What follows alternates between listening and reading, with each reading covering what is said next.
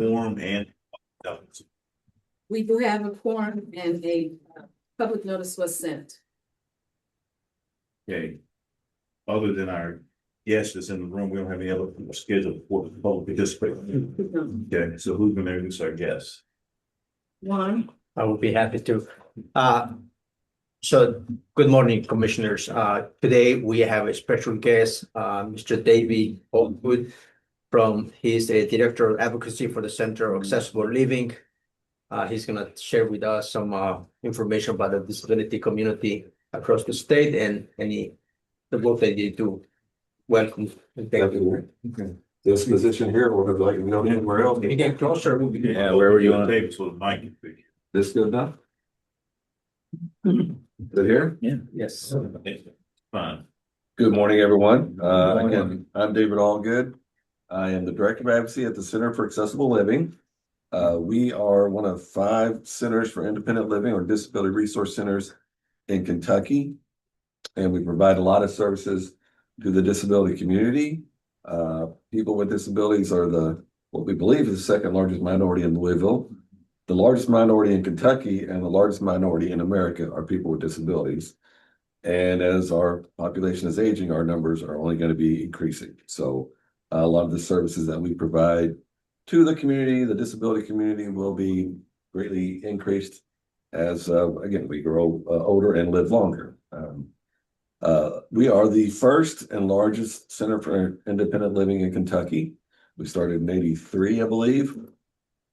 We have agencies under us in Murray, Kentucky, in Bowling Green, Kentucky, Lexington, Kentucky, and there's one also in Hazard, Kentucky that's not affiliated with the Center for Accessible Living.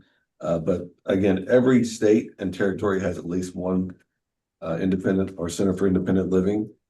Some have 10, 15, the larger population states, but there are at least one Center for Independent Living in every state and territory in our country.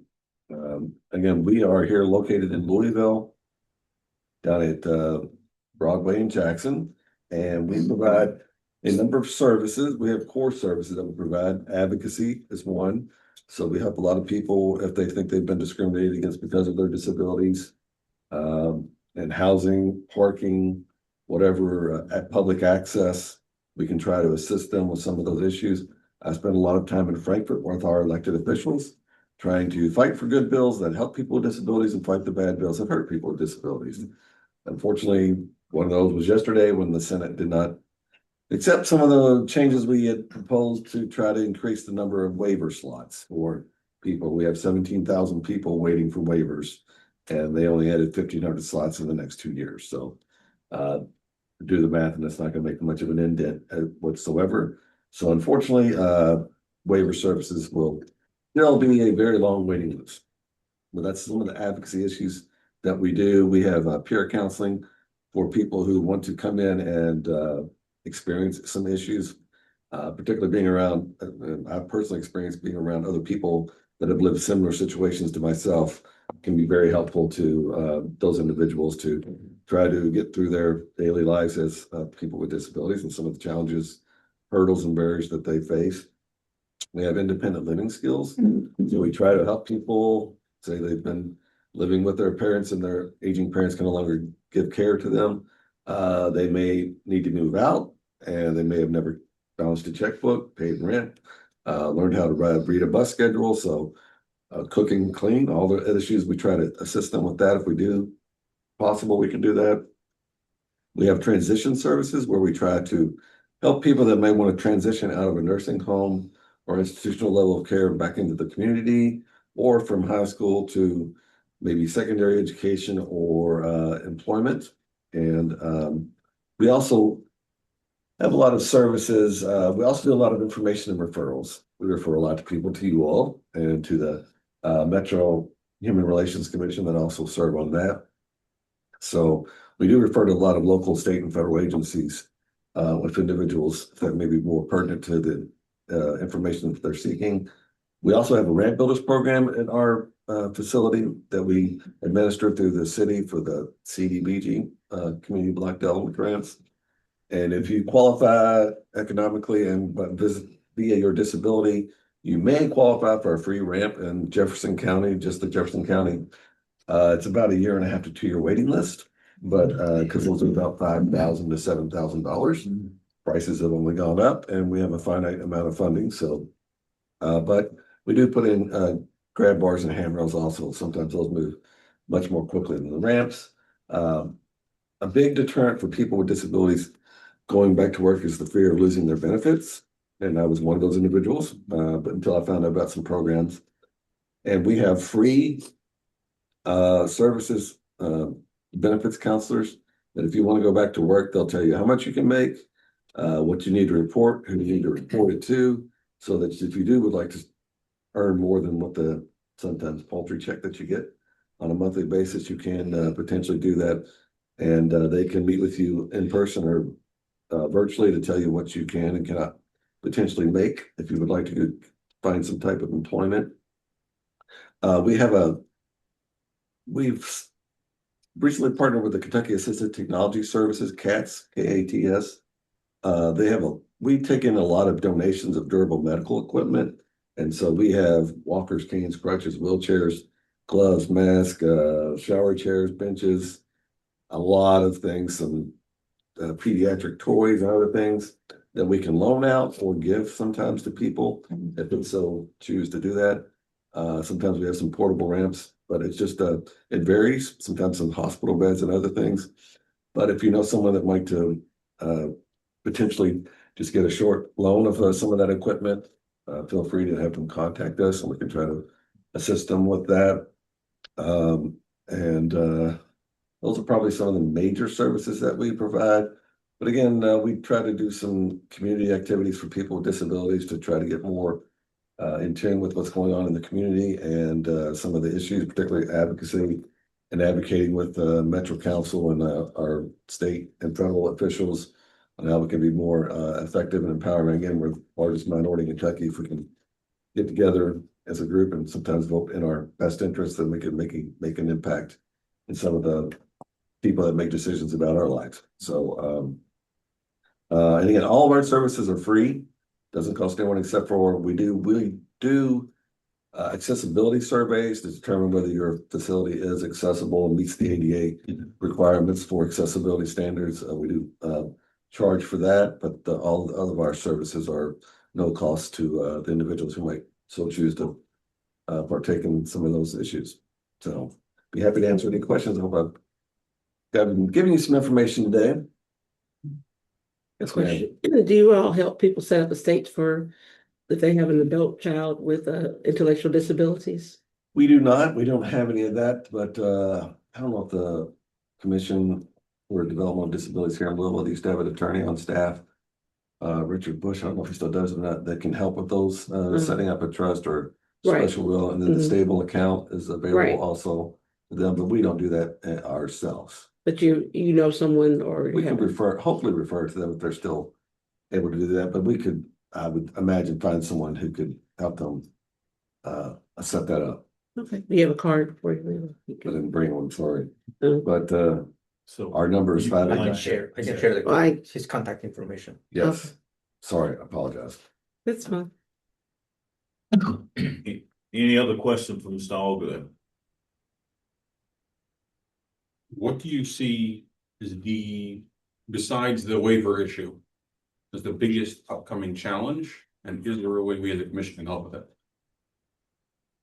Housing is a huge issue.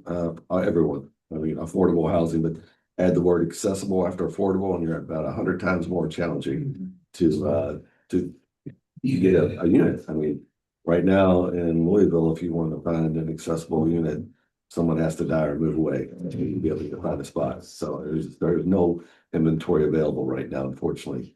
We're trying to work with the current administration, the mayor and deputy mayors on how we can potentially increase the minimum, go above and beyond what fair housing standard requires to get maybe up to 10% for some of these units. But housing is a huge issue.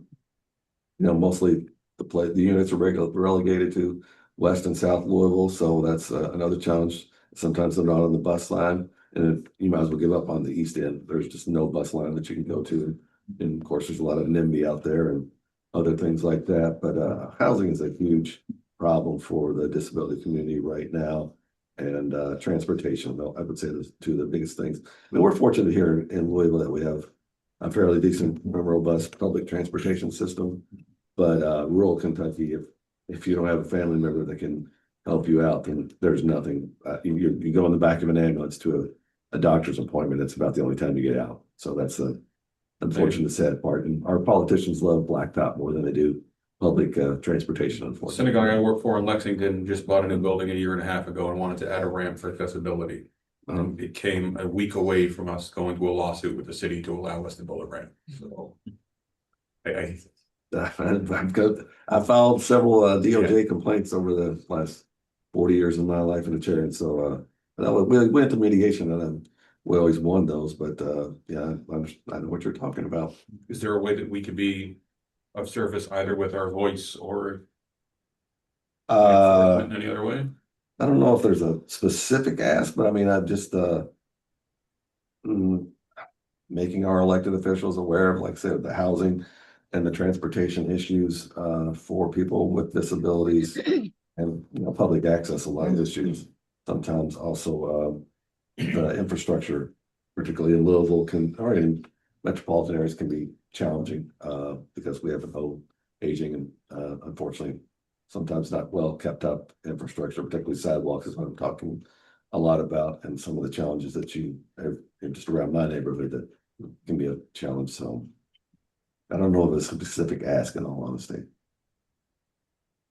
No. But I do appreciate the work that you all do. I've worked with y'all over the years. Yes, thank you. Thank Thank you for all you do. Thank you. I'm coming in Lexington, we spent a lot of time the past 2 years talking about this affordable housing piece. But I was not aware of the disability side of it. And so in those discussions, it would have been good if 7 years ago had been aware, so we could have made that part of that discussion from the beginning. Yeah, you all was one of the first cities, you all were the first city to start a commission for persons with disabilities in Lexington. And then me and another advocate got one created here in Louisville. So that meets the first Monday of every month at 2 o'clock, the Commission for Persons with Disabilities. And we're talking about some of those housing issues and trying to create a dialogue with the administration on how we can increase the inventory of affordable, accessible homes in Louisville. And I've talked about it with our state legislators, but that's another situation to say the least, as we can see. You talk about Louisville, as say the mayor is fond of talking about building affordable housing, but in none of those discussions have I ever heard the word accessible affordable housing. And I'm trying to educate those individuals about that, but yeah, anything that y'all can do to enlighten the administration would be most helpful.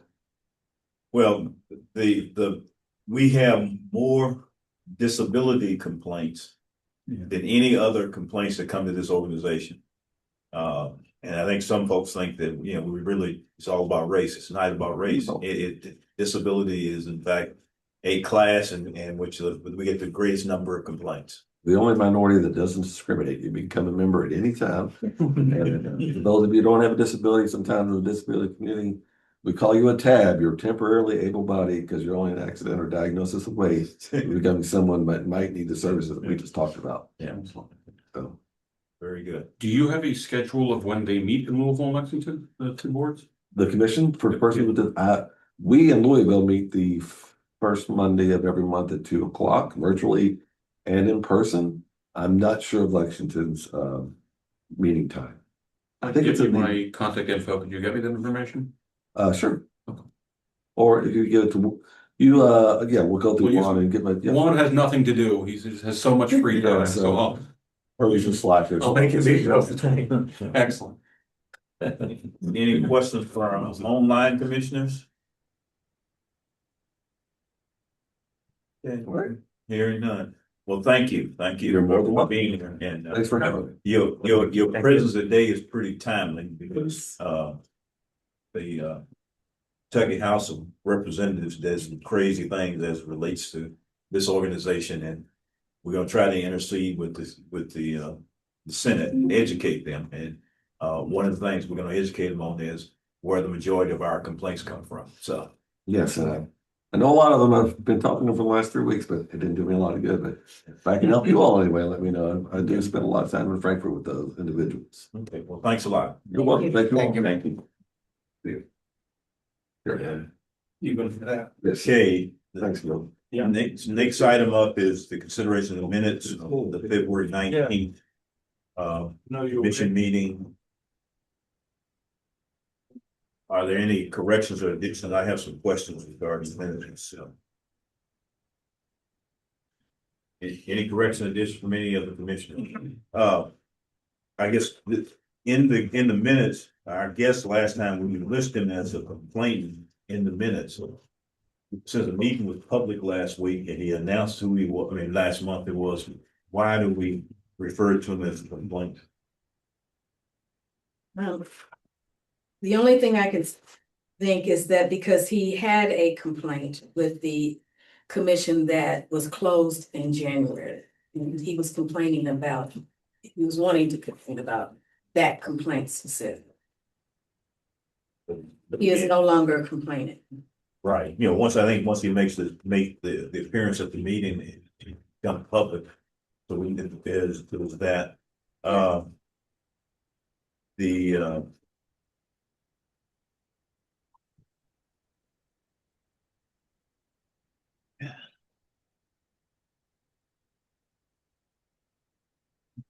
In the section on the legal unit, talking about executive session, I guess you need to say the motion passed and went into executive session at whatever time it came out at whatever time. And no action was taken in executive session, and then in regular session, a motion to withdraw was made. And the adjournment of the meeting was made on motion and a second, and the vote was not without objection. That's page 11. I see it. Anyone else, any other corrections or additions? Hearing none, can I have a motion to approve the minutes with the noted corrections? Motion to approve with correction. It's moved second that those the minutes be approved with the correction. All those in favor say aye. Aye. Any opposed? Any abstentions? Minutes are in fact approved. Now move to the executive director's report. Good morning. I have a couple of just clarifications and changes to my report. And the first part, I mentioned that we had finally received a contract from HUD, and I indicated it was fiscal year 25. Well, the document actually says fiscal year 25. However, the contract is for the period of 10/1/2025 to September 30th, 2026. So it's actually in the federal year, fiscal year 26. But again, the document says fiscal year 25. They do their things just a little bit different. So I wanted to kind of explain that. And we also received our signed contract for EEOC. Our contract, it hasn't really changed. The cases hasn't changed for 150 cases. However, the intake has changed. And it went up to 16 intakes for us to agree to do 16 intakes. And one of the reasons that they're doing this, Jeremy Sells had indicated that they're at their lowest staffing level probably since 1980. So we'll be able to help them in some way in that aspect. So we still have a vacancy here in the office. And again, we're kind of waiting to see what happens with legislation before we do anything. One thing that won't change with that is we do need more than just that one position, but we'll see what happens with the budget. I don't see that happening. For the status of cases, when this report was sent, we indicated that there were 48 cases that were approved for closure. Since that time, 2 people had requested reconsiderations. So that has been changed to 46 cases. Those cases were removed. and you'll see them again at the next commission meeting. Those cases were 9963E and 10065E. They were removed for reconsideration. Both employment. So with that, we had 28 employment cases. 25 were no probable cause, 2 were withdrawn without settlement, and 1 was an administrative closure. We also had 16 housing cases. 12 were no probable cause, 2 were withdrawn without settlement, and 2 were administrative closures. And we had 2 public accommodation cases, both were no probable cause. Any questions about that so far? Okay.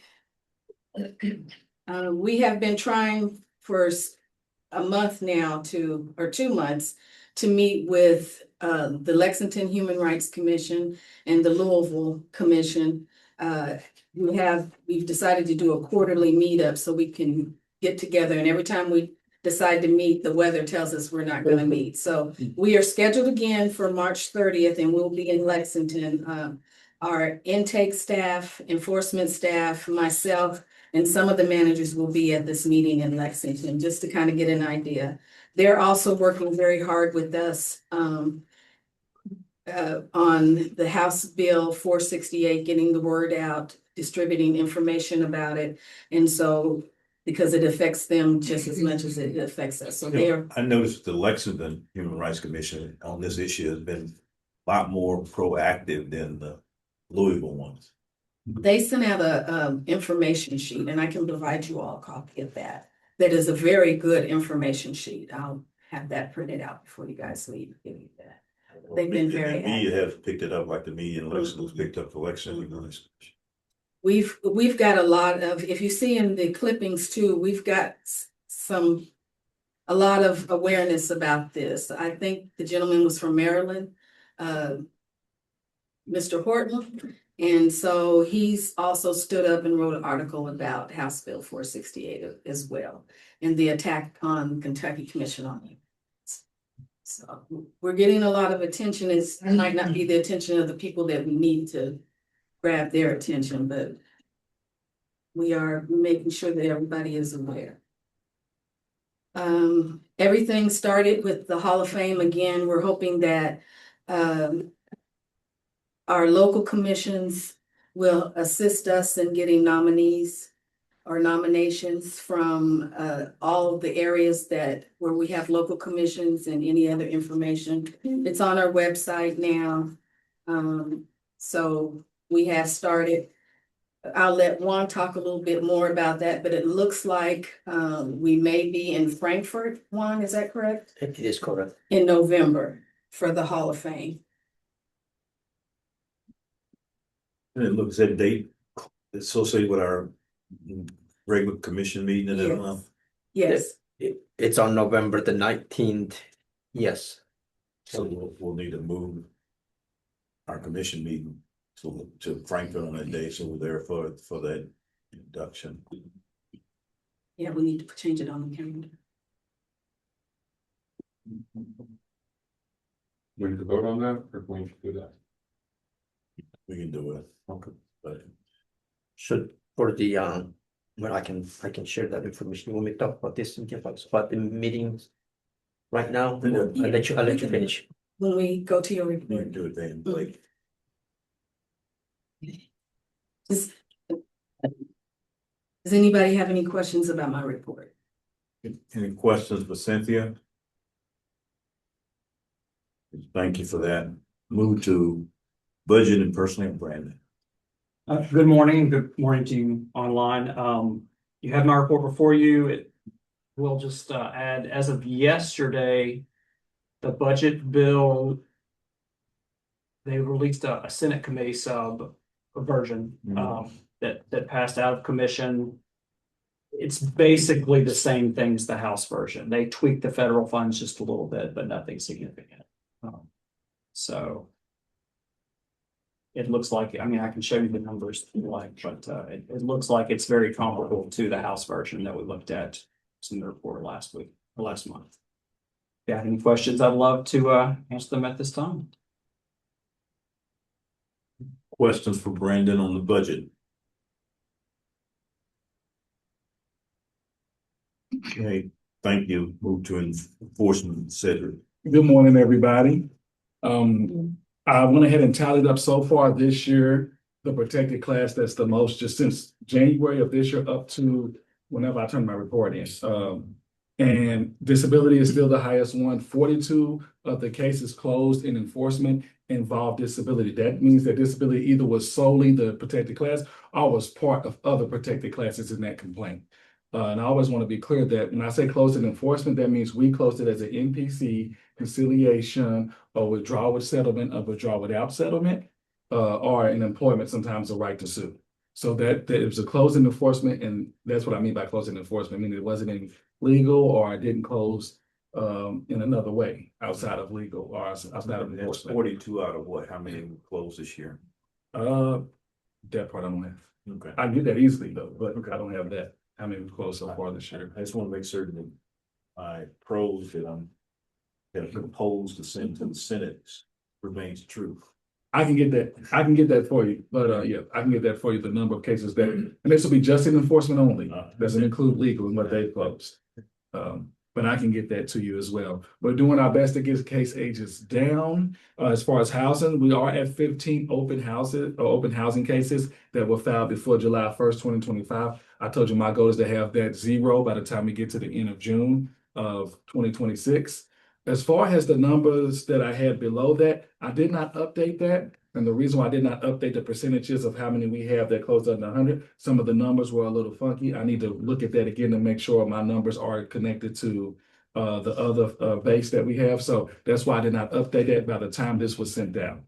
I just want to be clear about that, why that number is the same as the last actual report that I sent out last month. You know, the number of housing cases is the lowest it had ever been in years, but the days keep creeping up. Yes, and so the problem with that is a lot of the older cases are a little bit more challenging than some of the newer cases we're getting in. Just gonna be honest, some of the newer cases are easier to just get to the point there, but some of the older cases had a couple of things and they came from past investigators that are no longer with us. There's some things you have to comb through. Oh, this person make sure this was done, that was done, cross the T's, dot the I's. But I do have a few of those cases on my desk right now to get rid of as well. So we are making leadway on those older cases, but that's the problem, the case age of those older cases. So are you doing the cases that are not assigned, that all Yes. of them default to you? Yes. Okay.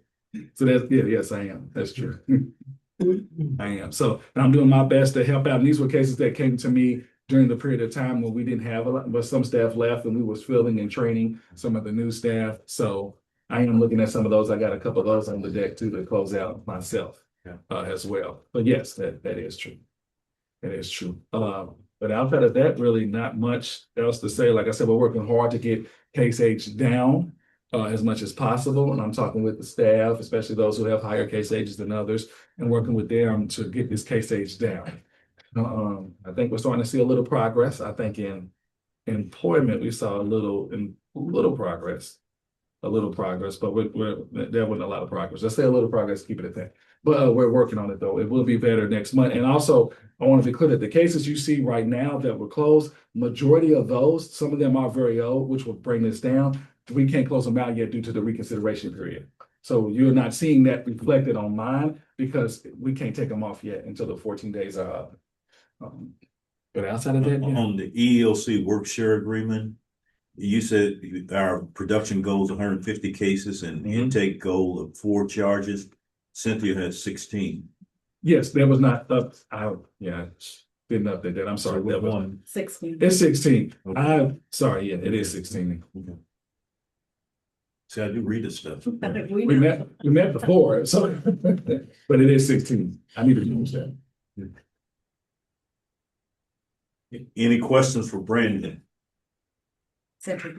No, he said it. We do look similar. More of my bad. Well, no, that's all I have. Excuse me, but he said. Oh, that's okay. One question. On the personnel position, mention one is open. Yes, Would that additional person assist in this at all? possibly. Again, it's gonna really depend on what happens. We will either have an enforcement officer or a staff attorney one.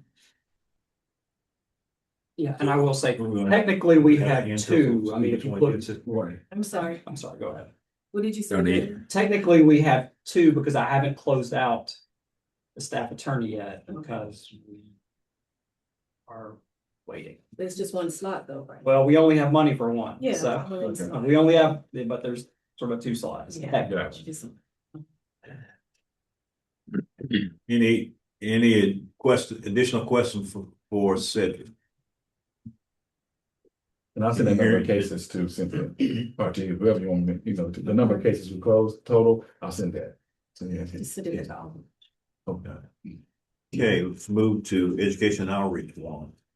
Okay, good morning, commissioners. Again, you have my report before you. I would like to update a couple things before I take any questions that you may have. So first, about the Kentucky Civil Rights Hall of Fame, a press release was issued on February the 25th, 2026. So people have already inquired information about this Hall of Fame. Also, the nomination form is available on website, and also we have already shared with the local human rights commissions and with other groups, and we just keep sharing individually. So hopefully soon we'll start receiving nomination forms. So we have a secure location for this Hall of Fame. So I think we're ahead of the game here. It's going to be at the Kentucky Transportation Cabinet, that big main building. They have a beautiful conference room, and they also have a meeting rooms for the commission meeting. If you all decide to meet there, we're also working with the city of Frankfurt to see if we can include the mayor and the city to be part for the commission meeting that morning. Does Frank have a human rights commission? Yes. They do. We're working with the. I haven't spent all the time out there. Did we ever hear any of them doing anything or saying anything? They do have a person who investigate complaints when it related to sexual orientation, gender identity. So once in a while we receive some of their reports. Okay. Yes, but we're working with them to be part of this event. So just the other update is on March the 11th, I went to Ashland to do a anti-discrimination employment training, and Commissioner Henry was part of it. Thank you for your support, Commissioner. And before the meeting, I took the opportunity to meet with Mayor Chuck Charles, the mayor of City of Ashland, just to thank him and also mention more about the Ashland Human Rights Commission. He's very, very active in that regards for civil rights. It was then we talk about the meeting in Ashland, the commission meeting on September the 17th, and I mentioned to him that we were looking for a place. He eagerly and promptly said, "I have a place for you." So we already have a place for that. He offered this place, the Ashland Bus Depot. He mentioned that it has a beautiful view beside the river, so that place is secured. And I also mentioned about the Kentucky Civil Rights Hall of Fame, that we had considered Ashland as a location, and he said, "I have you come on the 28th, which is 2028. That's our next Civil Rights Hall of Fame." He said, "I will have a place for you." Apparently, they're building a nice Ashland Conference Center, and they expect it to be finished the end of next year, 2027. So that place will be available for us. So again, I'm excited. He's excited.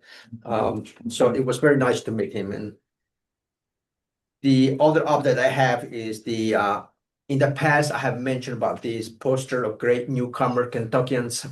In my report, it shows that we will do this first unveil. We'll unveil the first poster on April the 30th. But I just found out a few days ago that the correct date is the 29th of April. Initially, they had planned for a 2 days conference for 2 days, but apparently they went for 1 day. So that will be on the 29th instead.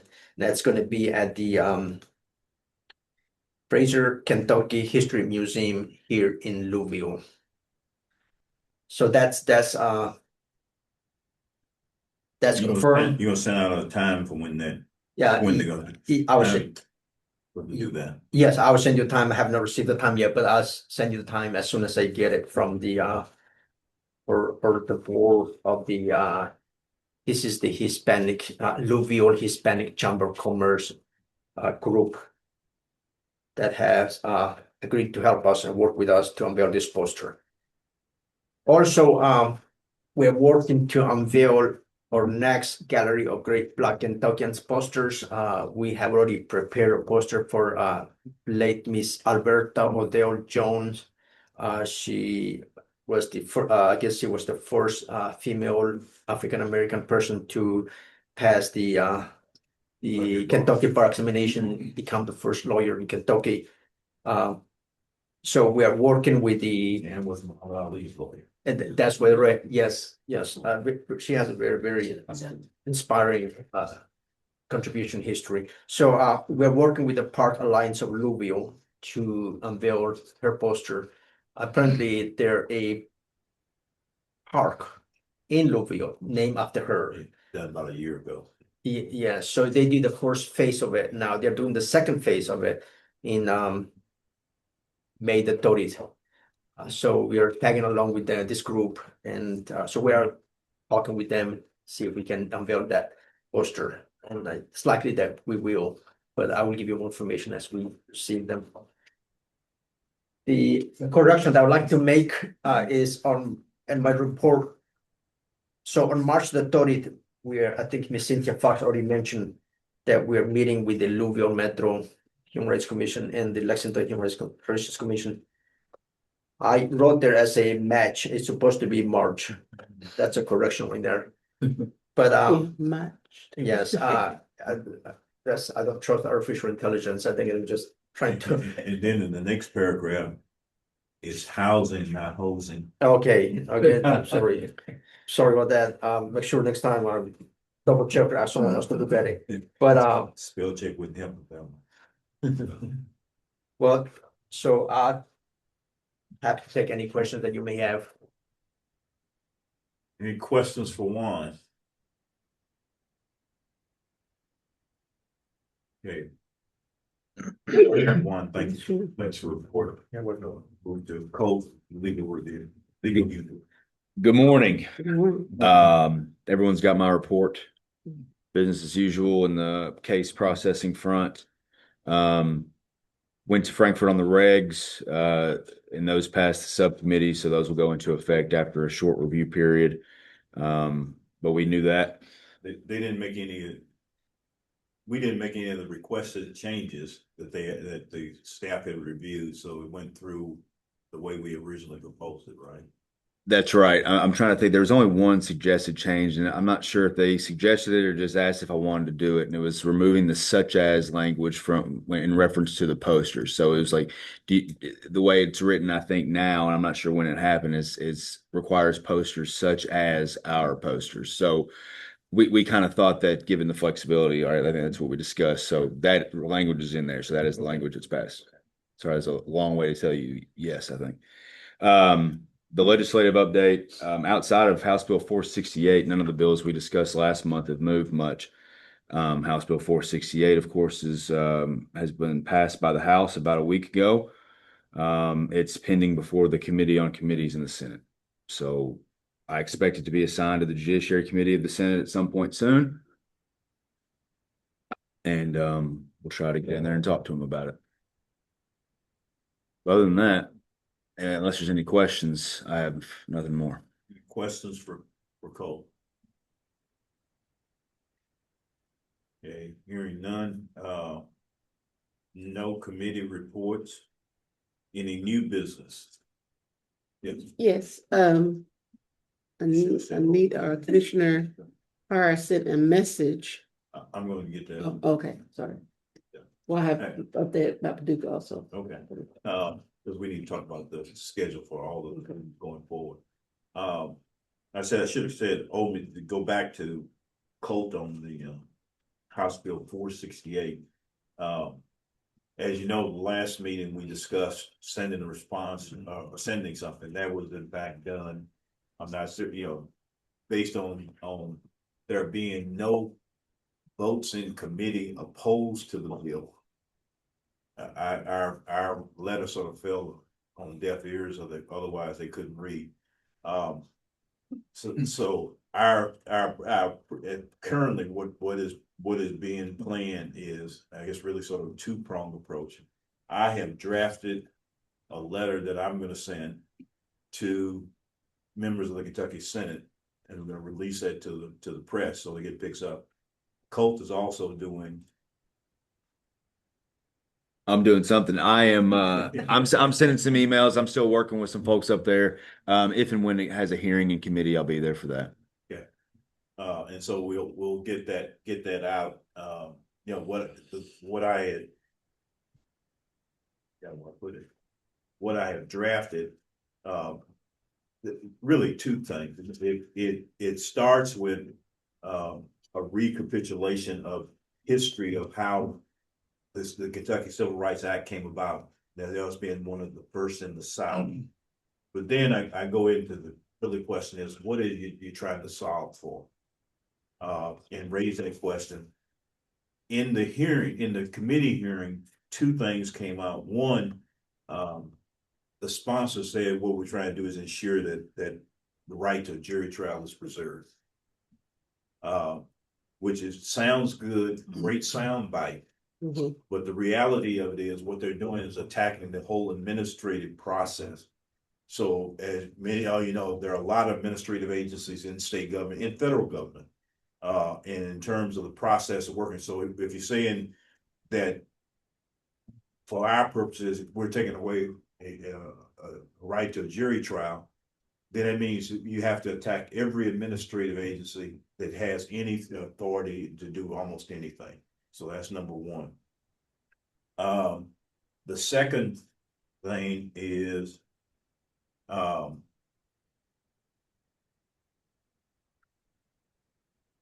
make sure that I read. Oh, the second thing was in the committee, one of the legislators said that there are no lawyers on the commission, which I sort of take a pot shot at him, telling him, one, there are lawyers on the commission, and in fact, there's a retired judge that's on the commission. But again, you know, is to take that issue head on, because most administrative agencies who have lay members are not composed of attorneys. It's just not. It's just the way the processes work. And then go through that, then go back to what we did before in terms of the changes that we suggested they make and the focus. And then I conclude by saying that that the majority of the cases which come to the commission are based on disability and discrimination, not race. That's where I close it. So we'll see what happens in that or whatever. We'll see if they even specifically invite us to come and testify in the Senate, but we'll see that. The other thing that I found disappointing, I don't know if you all follow this, in the committee, in the Judiciary Committee in the House, there was not a single vote against the bill. And the sponsor of that bill has used that and written sort of an op-ed type thing, saying that it came out of committee with a unanimous approval. What's that? Well, I have no idea, other than the Democrats voted pass. And why they voted pass, I don't know, unless there's something else, some other dynamics ongoing. I don't know. Yeah, I don't know. I mean, the ones that passed said that they passed kind of with the understanding that the sponsor would work with the commission, right? So, and they have. Well, I have to be honest. I have been in contact with the sponsor, and we've gone back and forth on some things. I think there were some concessions made in the amendment that we and others have suggested. Obviously, it's not perfect, and it passed. So now we move on and go to the Senate. I know I've been asked by a number of people, why was there's conversation that I wasn't for it, but you didn't vote against it. What? Say that again. It looks like it came out as a unanimous thing. That's right. Yeah. But when you talk to some person there, it's like, well, I didn't vote against it, but that didn't mean I was for it. Well, you didn't vote against it, so when you got That's voted, right. Exactly. you for it. That's right. That's right. So what, there's some reason if they were against it, they didn't say that publicly. Well, I tend to think it's politics too, and then they knew it was going to pass overwhelmingly, probably. So it's the easy way out. Well, you gotta stand for something. Mhm. Sure. And when you Right. capitulate, I agree.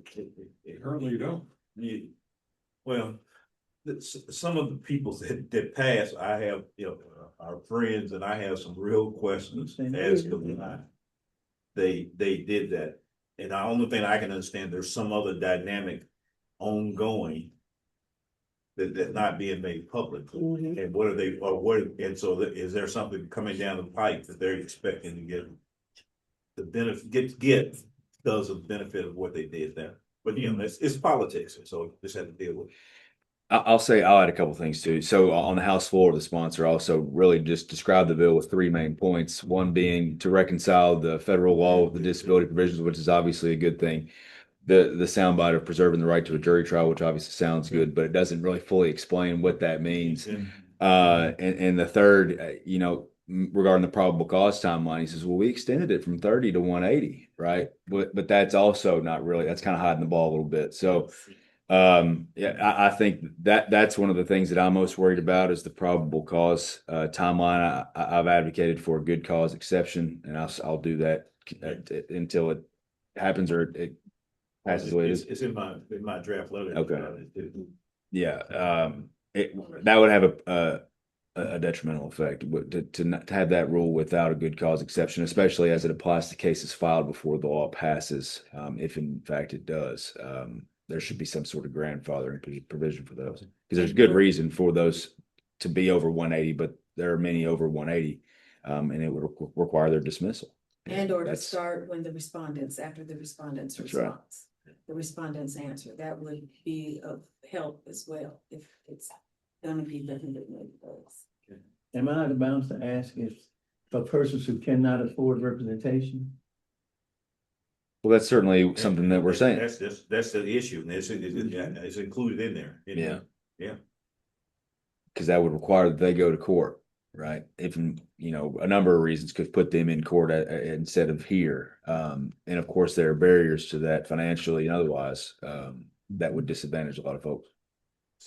In some cases, with 180 days, depending on the retrieval and when we receive the respondent's response, you're asking you're asking the investigators of the Commonwealth of Kentucky to make a decision that might not actually end up being a thorough investigation, depending on because of caseload size. So you're saying in 180 days, right, close it or cause it is what it's going to be basically. Then I've got some Rule 11 problems with that. Yeah. So that's kind of what we're looking at here that possibly could be now, I'm not saying all cases won't be that way. Respondent says they respond in a time that we do the case, we get it done, it's NPC or it's not, the case may be, but you're basically almost saying every case needs to go directly to court quickly to look at, to review at a certain time frame in order for him to do whatever else he needs to do next. So that could pose a little problem unless they're gonna give me 4 or 5 new investigators. You're gonna give me 4 or 5 investigators? Then listen, okay, let's get this. You'll need another lawyer for that. Right, that too. Yeah. Any other comments or questions from any of the commissioners on House Bill 468 and the process that we're following right now in terms? Is there anything we're missing or things that need to be added?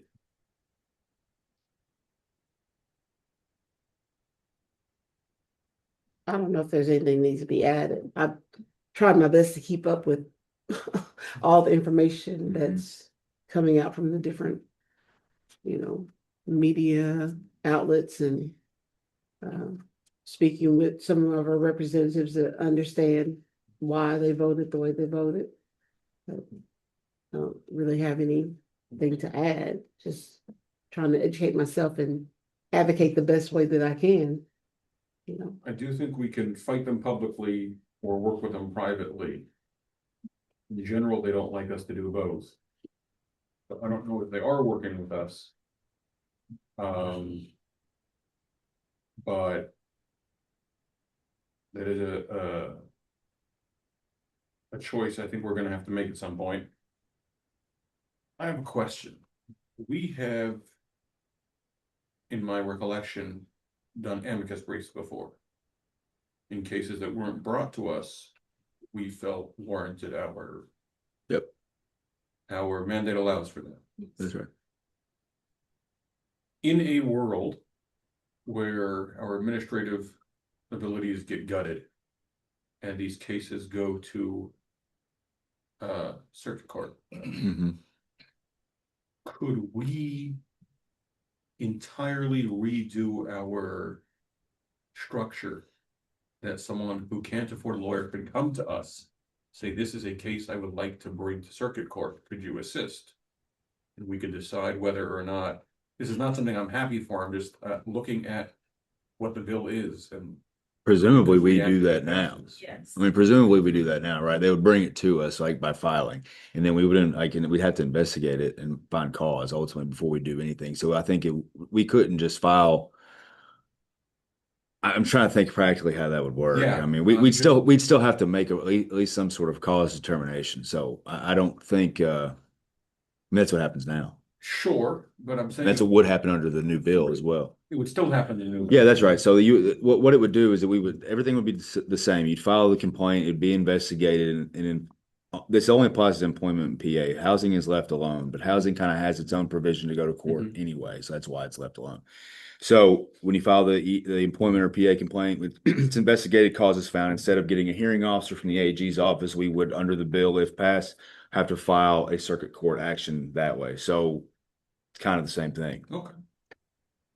Dr. Burke, how much impact do you think, if any, making them aware that most of these are disability cases? Was that right? Yes. Accessibility versus racial. Yeah, I'm not certain. It's sort of, from my perspective, it's sort of like poking them and see what kind of reaction you get out of them. It may work and it may not. As Mr. Allgood said, it's a larger minority. So, I mean, there's some voice there collectively. And I think if you, Approach it that way. yeah, I mean, I think, and you should. I mean, that's kind of what we're supposed to do. It's a fact. That's right. It is. That's right. It isn't something we're making up. Yeah, that's right. No. And they've seen that because they've got. Yeah, we communicated that to them Well, too. they don't say Yeah. that. I said it when I went with Code. I said it when I was there speaking to the Senate committee, on the House committee. I told them disability. Yeah. So the way the bill was written then, I was really concerned with the way they had it written at first. The 30 days after receiving whatever, the disability wise, you're not giving people enough time to respond to the response. You're not giving the complainant enough time to rebuttal the response. None of that, especially if they have a disability. They can't move as fast. So I talked about that in disability. I didn't say disability was our highest. I didn't say that. But I did. you see, yeah, I say Code said it. I don't repeat that. He said. It's important to note that everybody keeps saying, well, it was 30 days in the statute, now it's 180 days.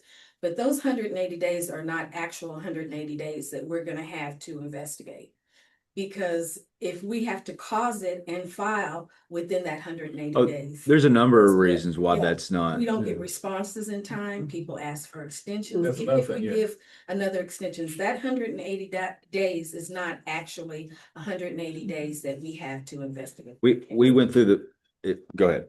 No, I was gonna say, sometimes in the Senate, you have people that are more willing to listen and to be reasonable and to find a solution, whereas the House, it's all over the place.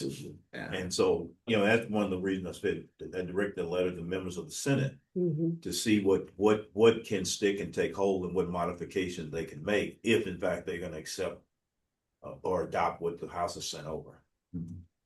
Something will be done at some point. I think you can bank on it.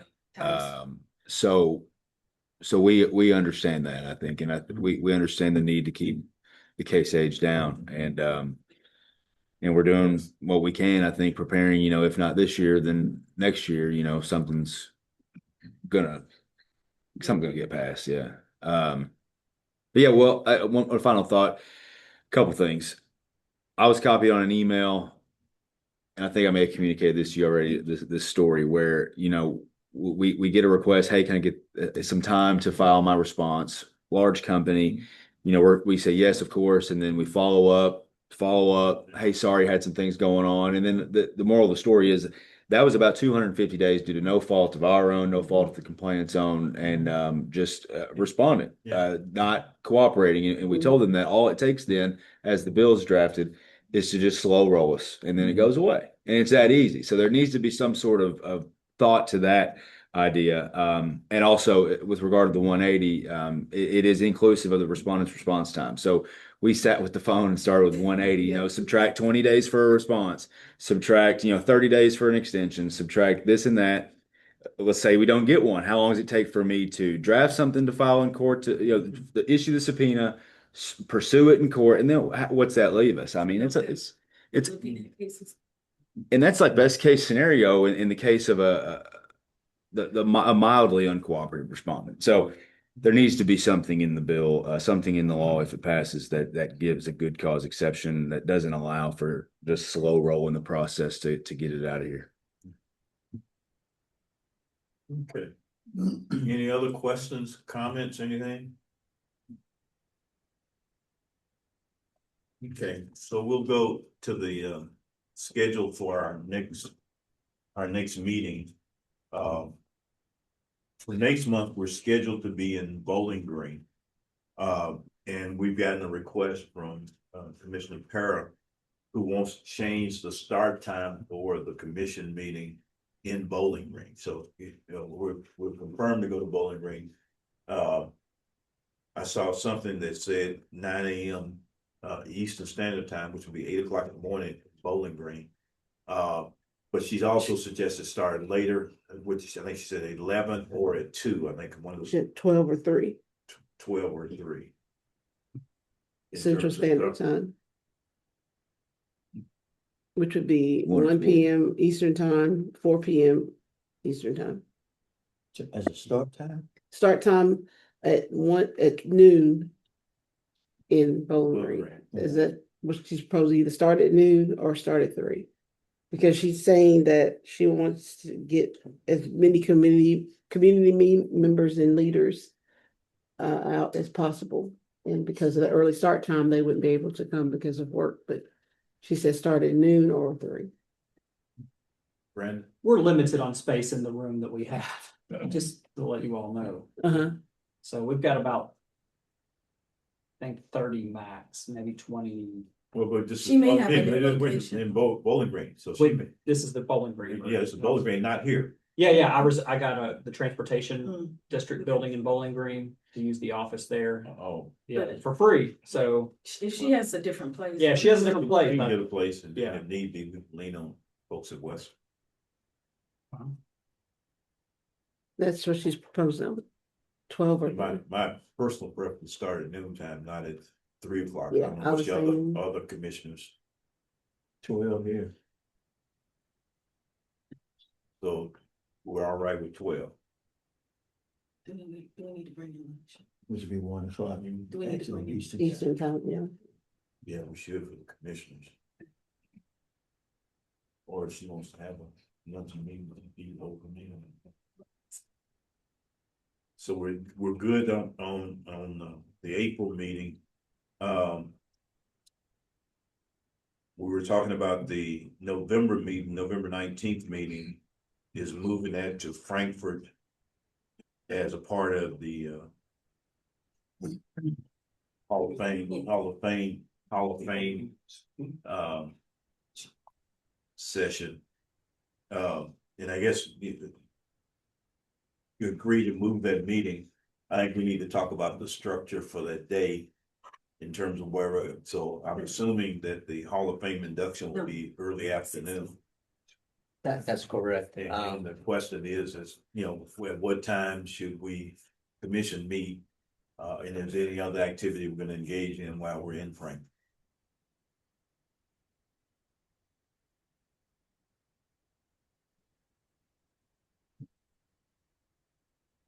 So we don't have to decide that today, just think about that.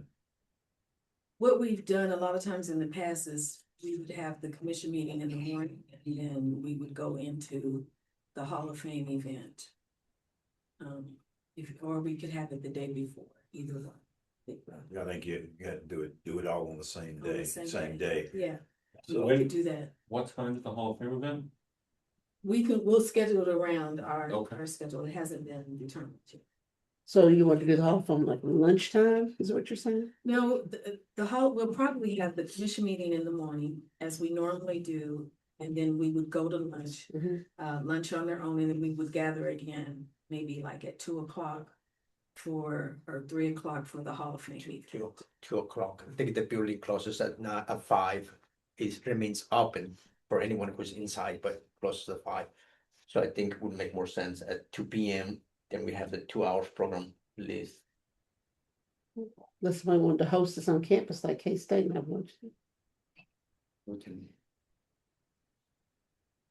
Well, let's, you all work on the schedule of what we can do. It's just that, Same day. we don't need a lot of downtime while we're in Frankfurt between when we meet and when we go to the Hall of Fame.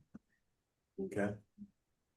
And I think all the rest of the scheduled meetings are fine. We go to Covington in June. And the August meeting has been changed. We're going to Paducah, so we'll be in Paducah for the on August the 8th. Activities will be there going on a Thursday, and yes. Well, The 5th and 6th. actually, if we could, I have a proposed schedule. If commissioners coming in the night before, that Wednesday we'd have a sponsored dinner for the commissioners. That's what we did 2 years ago. And then that Thursday morning, there's a chamber breakfast at 7:30. So the commission will be invited to the chamber breakfast at 7:30. And then that's over within an hour. And I figured after that hour, people, meet, greet, pictures. So our meeting, instead of starting at 9, could start at 9:30, give us time to transition to City Hall. And it's going to be publicized, it's going to be on TV. And we're inviting, the local commissioners. And also, I want to invite the governor to the event because it's the Emancipation Proclamation celebration, of course. We're meeting there. And then also with the civil rights, we wanted to do some kind of award while we're there and present a Paducah Duchess or Duke Award as well. Duke of Paducah. Yeah. I got So, those. kind of a lot of things in one. That's for never heard of. Huh? Duke of Duke or Paducah. Duchess. of- I am a Duke of Paducah. Yeah. Oh, I'm a Duke. Duchess. Yeah. I'm a Duchess of Paducah. Hmm. So, Just clear. yeah, so a lot of things, a lot of moving parts, but I'm gonna send a proposed schedule out and then commissioners can decide what they want to attend. And of course, there's gonna be all kinds of activities going on for the Emancipation celebration. And then the hotel would be the same, the Holiday Inn possibly, and then evening reception with the commissioners at the hotel. I'm still trying to get a green jacket. So working on several things. We'll just keep working on that and we'll finalize that. Is there any other business for you? May I ask a question about the Bowling Green meeting just quickly? You normally get rooms for the night before. Will commissioners also need rooms for that day? We should be finished pretty early, but would you need meetings? So we're starting at 12. You need a meeting for the commission day? I mean, a room for the commission day? An overnight stay or just the night before? Probably Which just we the night normally before. do. Since I'm Just getting wanna make old, sure, because back and forth on the same day. Let's say plan for the night before, any commissioner need, they can request for additional to the individual commissioners. What day is all this? November? That's April. It's April, Bowling okay. Green, the 16th. Yeah. Okay, is there any other matter to come before? Hearing none, Just one thing, just want to share that I hope to have this for the next meeting, but 2 years ago, we put together 2 resolutions. One on the Crown Act and one on Bill of Rights. Mhm. And the governor signed both within 12 months Mhm. and mentioned our resolution when he did so. So I hope to work with Juan to have a resolution from us about more affordable, accessible housing. And see if we can't make a little noise about it. I did have one more question. So when is the vote gonna be for this house? The 460? 468. There's- We should know it's in committee. Yeah, that'll be the next 2 weeks. So, The next 2 weeks, before the next meeting. in the way this process has now been working, we may get less than. They will say. We may not get notice of it. It'll get posted. And they'll have a committee meeting in 2 hours. And they'll go rush through and do that. I'm hoping that with the correspondence we sent, at least the managers in the House, and managers in the Senate will reach out to us and ask. And we'll get notice and maybe have the ability to testify again, but can't tell you specifically. Yeah. But sometime this month is what you're saying. Well, it's legislative day 51. There are 60. And there's a couple concurrence days and then a bunch of veto days. So I would expect, I mean, it's still in the committee on committees. It's not been assigned to the Judiciary Committee as of yet. So that's got to be done first. Yeah, but they Yeah. can move it all in the same day. Yeah. And they've done it. I also received an email that the slavery in the Constitution was supposed to be heard. I couldn't find it though when I went to look for it. I'm not sure what 112. I can let you know here in just a minute. Is it Senate or House bill? You remember? House bill, maybe. I'll 112, find it. striking slavery. Yeah, I've got it. What? Yeah. It's this Friday. Yeah, hold I on. was told that it was today, but I didn't see it on I just need to see what committee it was in. The Elections, Constitutional Amendments, and Intergovernmental Affairs Committee. I'll find their agenda and see if it's on for today. What time? And again, with notice, they will say this committee will meet them on adjournment, and you don't know when they're gonna adjourn. You have to be around to keep it. You could meet in the hallway too. It's been known to happen. That's true. Yeah. Bathroom. Any other questions or matter for anyone? Hearing none, there's a motion for adjournment. Motion. Second. Moving second that we adjourn. All those in favor say aye. Okay, motion carries. We are adjourned. Thank you all for your time. You gotta use the. Oh, we forgot to congratulate our wonderful chair on his unsung hero award.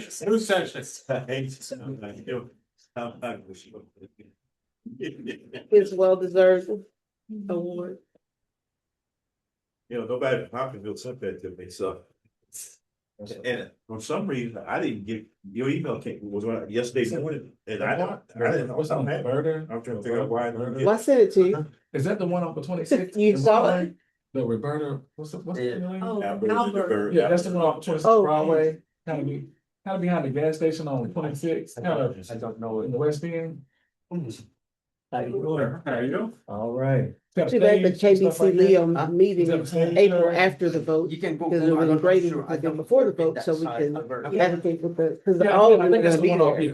Been to that party. The Yeah. Black I've been to House, that party. so. Yeah, it's nice. It's set up differently. It's There's no telling you can tell what's it's not gonna done happen. yet. They got more. They're thinking two phases, first phase and for you for today. Okay, great. But there's still, No, the Hall of Fame is gonna be I got- on here. Well, Really actually, it would be nice to do them all at the same time. It's not. But- No, the date, the closing date, June, Thank you.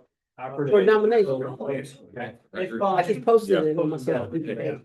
Sometimes. I'll look it up. Maybe the end, and I can't remember offhand. Okay, well, there's time for the advertise at the Black Caucus. Yeah. Is what I'm saying, because I'm gonna be there and I'm presenting. I have to be there. We might gotta talk to him about that. It could be.